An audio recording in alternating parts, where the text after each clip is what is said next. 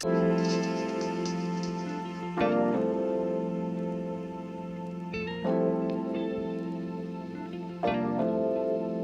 à la maison. Au travers de ce podcast, vous pouvez entendre le message de notre célébration au Lexington Café. Bonne écoute!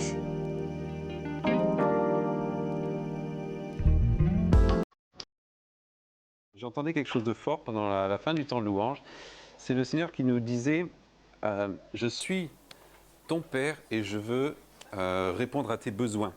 Je veux venir répondre à tes besoins. Et c'était quelque chose de très fort et ça s'adresse à chacun et à chacune d'entre nous. Dieu est vraiment notre Père et il désire profondément répondre à nos besoins. Et aujourd'hui, je vais vous amener dans Jean 6. Jean 6, le livre de Jean, donc l'apôtre Jean, le chouchou de Jésus en plus. Bah oui, Jésus avait des chouchous. Et dans Jean 6, on voit le miracle de la multiplication des pains. Alors, je ne vais pas vous lire toute l'histoire parce que c'est un peu long, mais je vous pose un peu le contexte. Donc, le royaume d'Israël, dans lequel c'était les Romains qui étaient les chefs, et ils avaient imposé leurs règles, et au milieu de ce pays, il y avait des peuples qui étaient forcément soumis par la force aux Romains. Et arrive Jésus, au milieu de tout ça, qui met un peu le bazar à la fois chez les religieux, chez les gens du peuple, chez les Romains aussi. Et il multiplie les pains, donc il a fait 2 fois, on voit 2 fois dans la Bible qu'il a fait, ça c'est une des 2 fois. Et voilà, il multiplie les pains, et tout le monde ensuite veut, en voyant ces miracles, ils se disent, lui, il faut que ce soit notre roi. Il faut absolument que ce soit notre roi. Il a fait des miracles de fou, donc ça veut dire qu'il peut nous délivrer des Romains. Et ça, ce serait vraiment chouette. Mais Jésus, c'était pas du tout son idée, c'était pas du tout son plan, c'était pas ce que le Père lui avait demandé. Et lui, ça ne l'intéresse pas du tout de devenir le roi, parce qu'en vrai, il l'était déjà, mais pas de ce peuple en particulier. Et donc, on voit dans la suite du texte que Jésus va se cacher quelque part, parce que toute la foule est là et le cherche pour le couronner roi. C'est un peu étrange, mais voilà, Jésus va se mettre dans un coin. Ensuite, il traverse la mer en marchant dessus, normal, hein, et puis il se retrouve de l'autre côté, à Capernaum. Et voilà, et là je vais prendre l'histoire à ce moment-là, parce que il arrive à Capernaum, toute la foule qui le cherche partout se disent, mais il est où? Et donc ils vont à Capernaum, et ils le trouvent là, et il lui dit, mais comment t'as fait pour venir? Donc Jésus leur dit, tout droit, quoi, je veux dire, c'est pas si compliqué. Et là, il commence à lui poser des questions. Donc, c'est étonnant parce que dans la Bible, il y a marqué la foule. Donc, on ne sait pas s'il y avait un représentant de la foule ou s'ils parlaient tous en même temps. La foule. Et donc, je commence à Jean 6, verset 26. Et Jésus leur répondit. Donc, il parle à la foule. Il dit, je vous le dis. En vérité, je vous le dis, vous me cherchez non pas parce que vous avez vu des miracles, mais parce que vous avez mangé des pains et que vous avez été rassasiés. Travaillez non pour la nourriture qui périt, mais pour celle qui subsiste pour la vie éternelle, et que le Fils de l'homme vous donnera, car c'est lui que le Père, que Dieu a marqué de son sceau. Car c'est lui que le Père, que Dieu a marqué de son sceau. C'est bizarre comme phrase, mais c'est ce qui est écrit dans la version. Et lui dire, que devons-nous faire pour faire les œuvres de Dieu? Donc là, on entre dans un espèce de dialogue où la foule, donc j'imagine un de leurs représentants, je ne sais pas à quoi ça devait ressembler en vrai, ça devait être un gros bazar. Mais alors la foule lui dit, que devons-nous faire pour faire les œuvres de Dieu? Et Jésus, à chaque fois, il répond à la question complètement à côté. Et bon, Jésus, il fait ça, pas que dans Jean, mais dans beaucoup de versets de la Bible.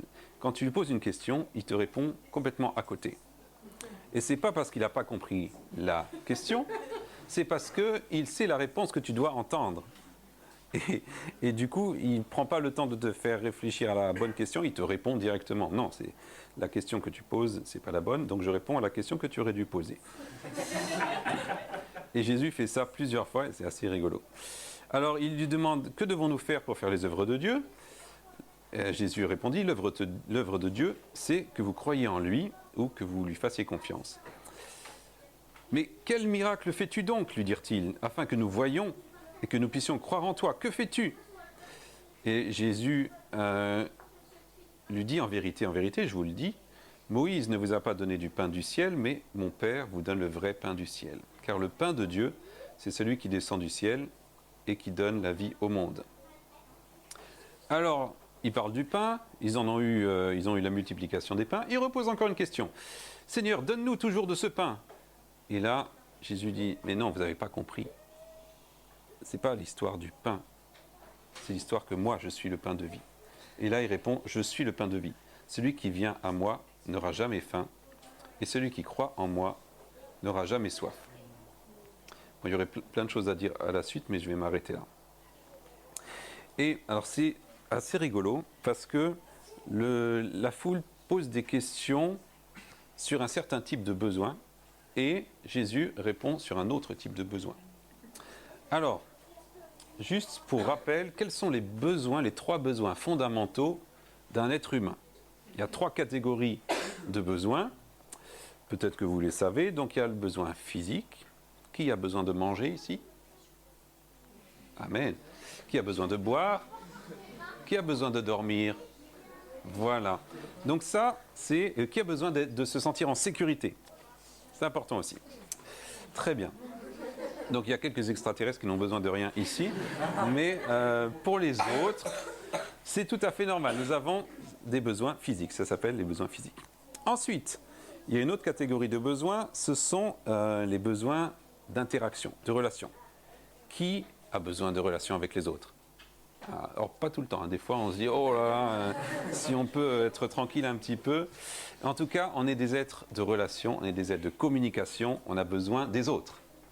Et ça tombe bien, on est tous là, on a besoin les uns des autres. Et il y a un 3e type de besoin fondamental, c'est le besoin affectif. Qui ici a besoin d'être aimé ? Eh oui, et c'est tout à fait normal, parce que Dieu nous a créés pour avoir besoin de quelque chose. Il nous a créés limités, il nous a créés des êtres qui ne sont pas autosuffisants. Si on arrête de manger pendant trop longtemps ou de boire, on est mort. Et si on passe notre vie sans avoir de relation avec les autres, alors notre corps physique peut-être ça va aller, mais on va avoir d'autres soucis intérieurs. Et finalement, des besoins affectifs qui est, comment dire, peut-être le besoin qui recouvre tout ça. On ne peut pas vivre sans être aimé. Et aussi sans aimer les autres. Donc, on voit dans le texte que j'ai lu que la foule pose des questions, il parle du pain, il faut que tu nous nourrisses, tout ça. Et Jésus répond sur un autre besoin, il répond sur plutôt les besoins affectifs. Et c'est alors que je viens à l'endroit du verset que je vous ai dit tout à l'heure. Celui qui vient à moi n'aura jamais faim. Celui qui croit en moi n'aura jamais soif. Et quand on regarde le mot faim et le mot soif, le mot faim, ça veut dire avoir besoin de quelque chose et le chercher ardemment. Moi, je ne sais pas comment c'est pour vous, mais quand arrive 11h30 le matin, je recherche ardemment le moment de manger. Parce que j'ai super faim. Quand arrive 18h30, rebelote. Je ne sais pas pour vous, hein, mais pour moi, c'est comme ça. Voilà, on a besoin et on le recherche ardemment. Qui est-ce qui est moins agréable quand il a faim ? C'est bien, vous l'avouez. Alors, on le voit, le pire, c'est chez les bébés. Quand un bébé il a faim, on l'entend. On l'entend très très fort. Voilà, celui qui vient à moi n'aura jamais faim. Et dans ce texte, Jésus ne parle pas du fait de manger, bien sûr, il parle du besoin plus affectif, celui d'être aimé. Et le deuxième verset, enfin la suite du verset, celui qui croit en moi. Alors là, je me suis permis de changer le mot. J'ai écrit celui qui met sa confiance en moi. Alors, je n'ai pas changé le texte de la Bible, je vous rassure. J'ai juste pris une autre traduction qui parle plus. Celui qui met sa confiance en moi n'aura plus jamais soif. Donc, pareil pour la soif. Alors, la soif, c'est encore plus fort. C'est un ressenti douloureux d'un besoin d'être rafraîchi. Ah, t'as mal quelque part. J'ai soif, j'ai envie, j'ai un besoin tellement fort que c'en est douloureux à l'intérieur de moi. Est-ce que ça vous est déjà arrivé? Alors, pas forcément pour la nourriture, mais peut-être au niveau des relations, au niveau affectif, d'avoir besoin d'être entouré, de sentir que vous êtes aimé. Oui? Oui, très bien. Vous êtes des êtres humains en fait.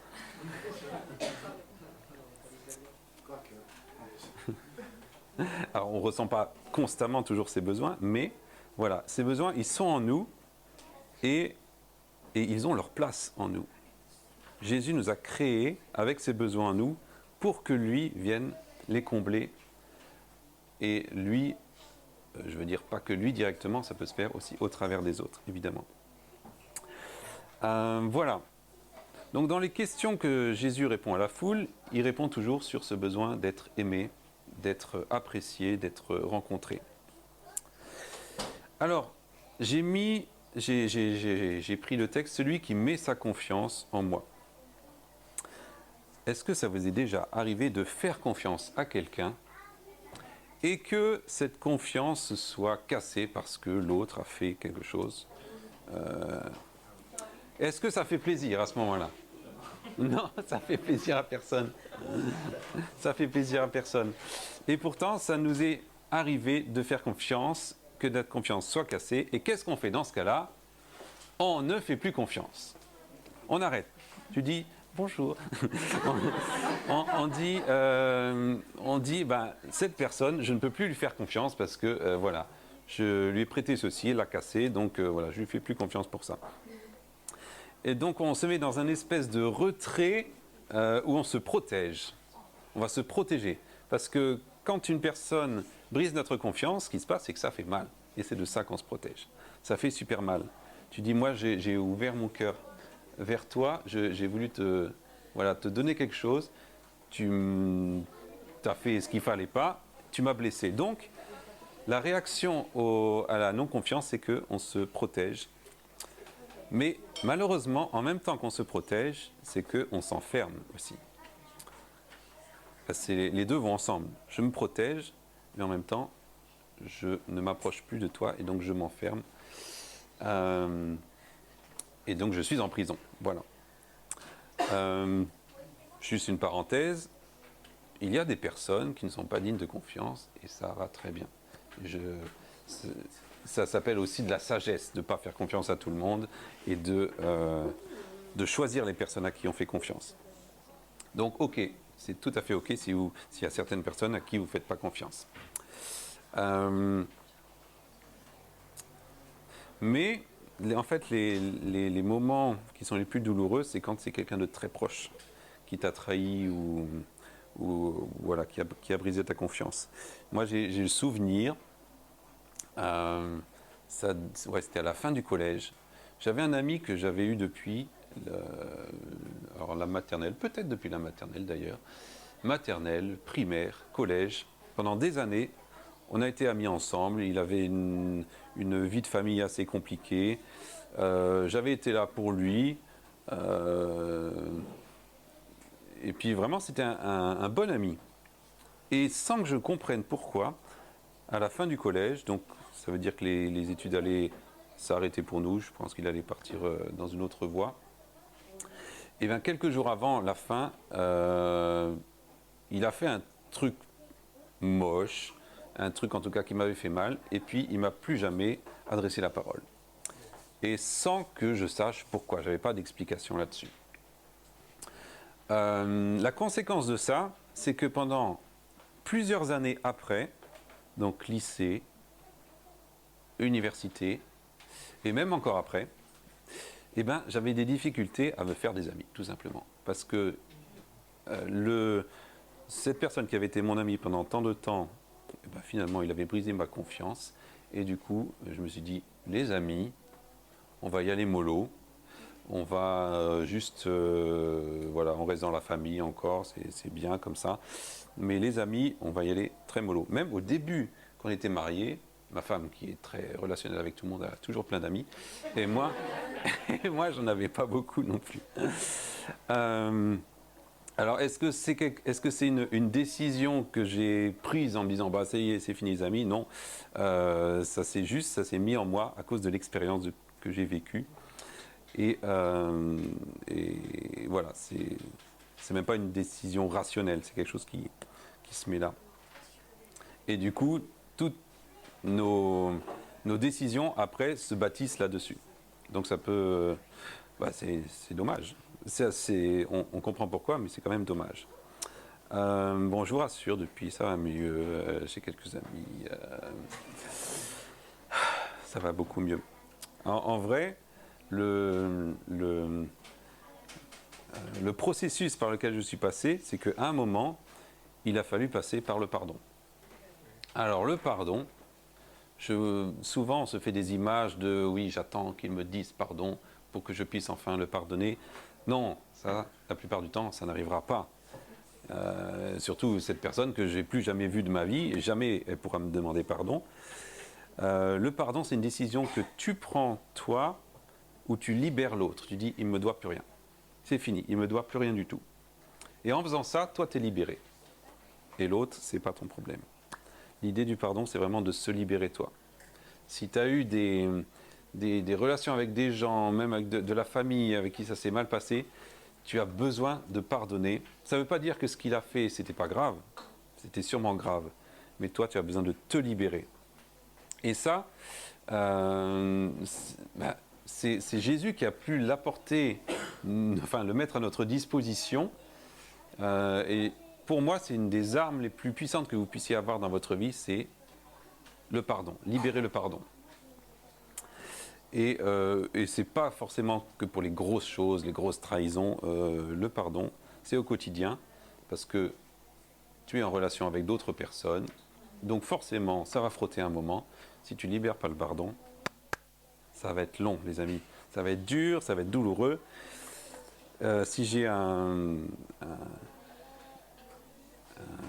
encouragement pour vous, pardonnez le plus vite possible. Pardonnez le plus vite possible pour que vous soyez libre et que vous puissiez justement ne pas être dans cette bulle de protection et d'enfermement et pour pouvoir avancer. Voilà, le pardon parle de te libérer. Je ne sais pas du tout quelle heure il est. Ok.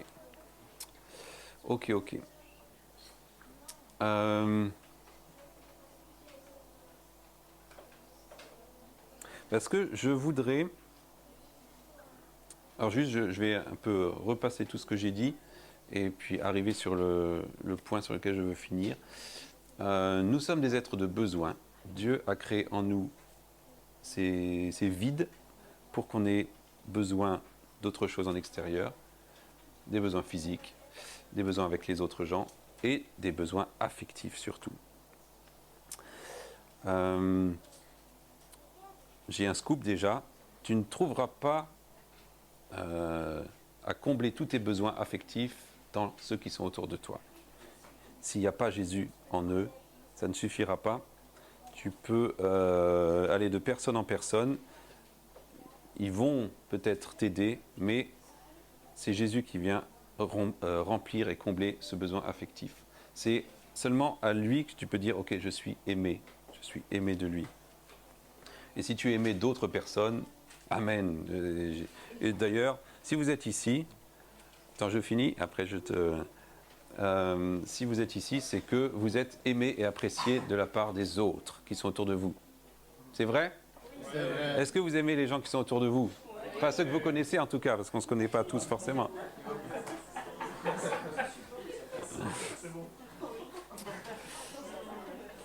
Oui, hein, on s'aime bien, on est gentil. Et est-ce que les personnes que vous aimez autour de vous, à un moment, est-ce qu'elles ont la possibilité de vous blesser ? Oui, bien sûr. Bien sûr. Alors, tous, sauf Léon, bien sûr, mais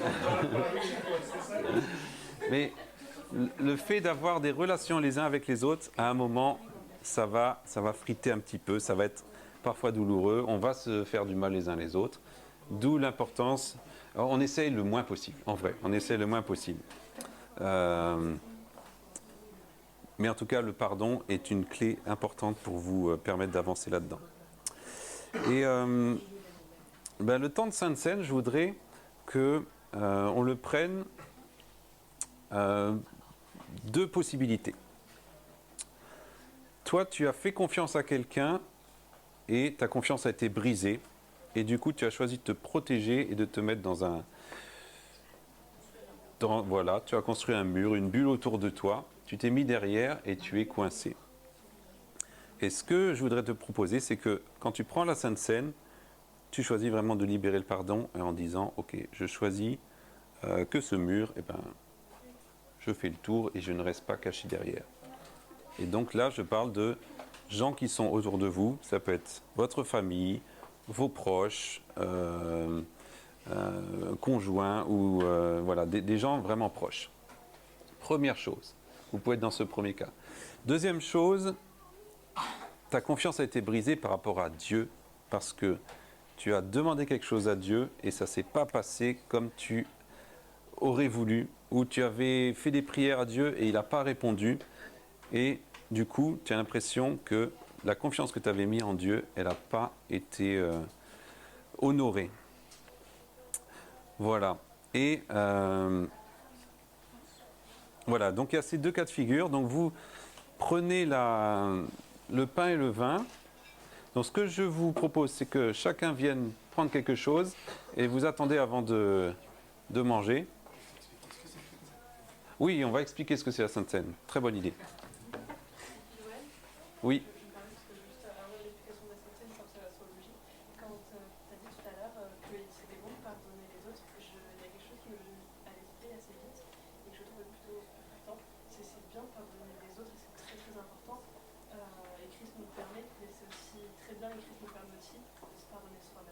Absolument, tout à fait.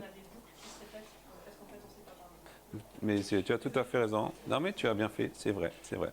J'aurais pu le dire aussi, mais c'est tout à fait vrai. De vous pardonner vous-même aussi. Alors, venez prendre un bout de pain, venez prendre du... Ah non, je dois expliquer d'abord.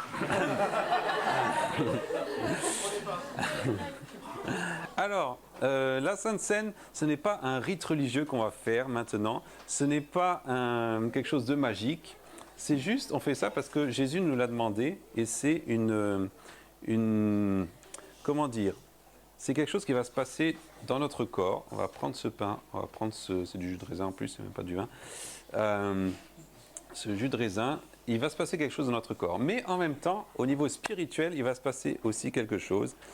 C'est une réalité spirituelle qui va entrer en nous et on va accueillir la vie de Jésus en nous. Alors Jésus, il a dit, prenez, ceci est mon corps, prenez, ceci est mon sang.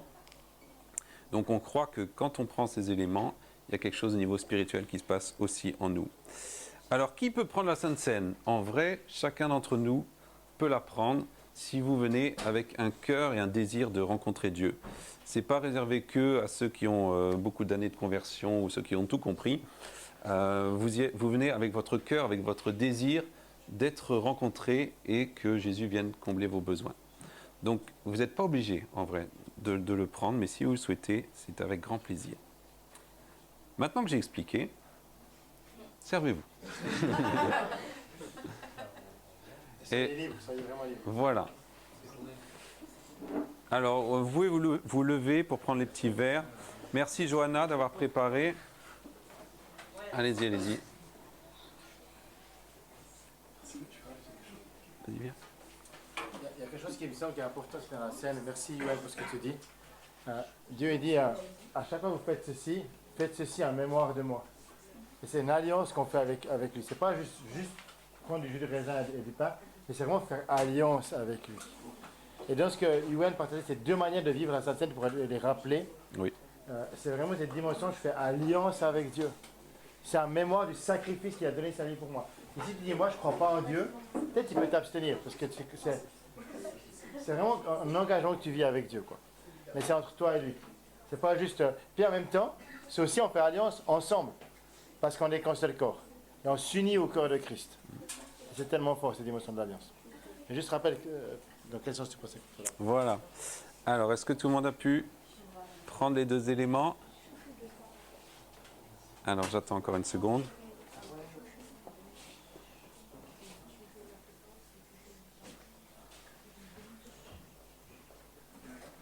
Ok. Alors, je rappelle les deux possibilités de prendre la scène. Si vous êtes ni dans l'une ni dans l'autre, vous pouvez la prendre aussi, il n'y a pas de souci. Mais vous pouvez la prendre dans ce sens-là. J'ai fait confiance à quelqu'un et ma confiance a été brisée. Et du coup, je me suis enfermé, je me suis caché derrière un mur et je suis coincé derrière. Et en prenant la Sainte Seine, il y a ce cri au Seigneur en disant « J'ai besoin de toi pour me faire sortir de là. J'ai besoin de toi pour m'aider à aller plus loin de ce mur, de cette confiance qui a été brisée. » Donc ça concerne peut-être ta famille, peut-être des gens proches de toi, des amis, des conjoints.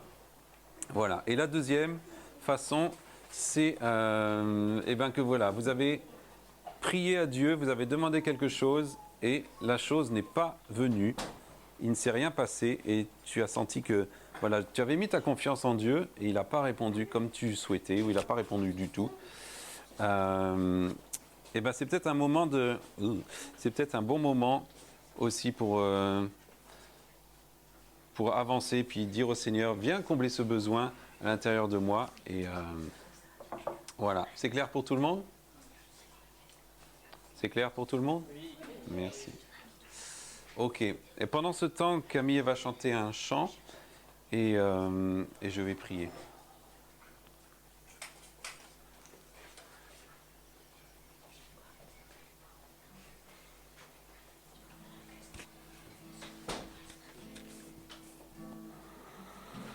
Seigneur, on vient devant toi ce soir et on veut déclarer que tous les besoins que nous pouvons avoir sont...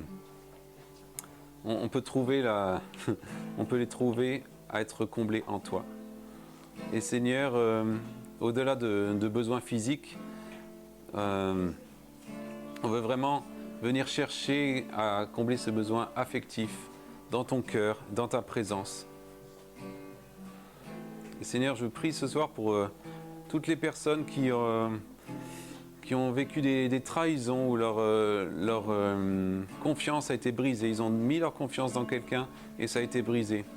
Et Seigneur Jésus, j'appelle maintenant ta guérison, maintenant sur tous les cœurs qui ont été trahis, sur tous les cœurs qui ont été blessés, sur tous les cœurs qui ont été malmenés. Et j'appelle maintenant cette guérison, Seigneur, que le pardon coule maintenant dans la vie de chacun. Que cette puissance du pardon, cette puissance de libérer la personne qui t'a fait du mal, qu'elle coule maintenant au milieu de nous.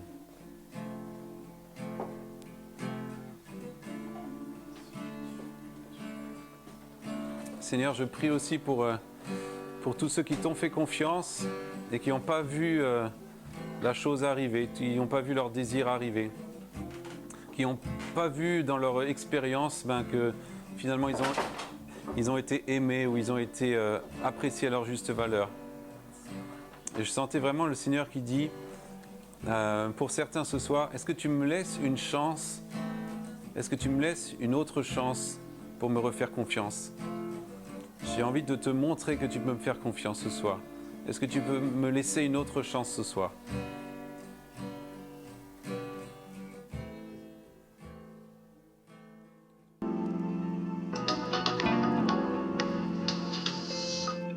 Merci de nous avoir écoutés.